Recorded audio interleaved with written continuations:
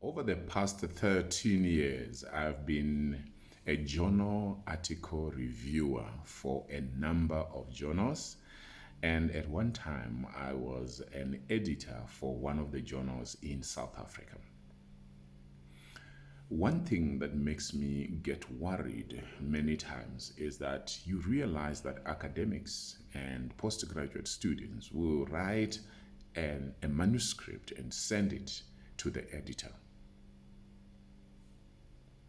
Many times, do you know that the manuscript doesn't even pass the editor's desk? It is returned to you. That's number one, for different reasons. But then there are still some that the editor thinks, okay, this one is worth going to the reviewers. And I always wonder why an academic will send a manuscript, for example, that has got confusing sampling criteria, confusing research methods.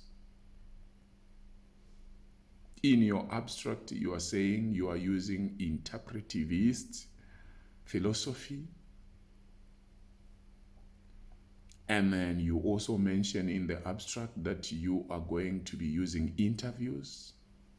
But when I get to your research methodology section, I see you are talking about that you're going to use focus groups. So in the abstract, you mentioned that you are using interviews. But when we get to your methodology section, you are talking about focus groups. Then in your conclusion, you are saying that you use the survey. That's now quantitative. So if you say interpretivism, and you mention focus groups and you mention interviews, that's fine. But the problem is you are saying too many different things. You said you were using interviews. Now later on you are saying you use the focus groups. Later on you are saying you also use the quantitative methods, and you send out a survey, or you send out a questionnaire, or you send out a poll. Oh, come on guys. And I think one of the reasons is that many people are not yet able to write journal articles, and that's understandable. Nobody can claim to know everything. I also don't know everything, even though I'm a reviewer and I've been an external examiner for over 13 years. But what I'm saying is, the same way that students need to send their chapter or their proposal to an expert before they send it to their supervisor, or before they send it to their research committee, or before they send it for examination. Sometimes it's good.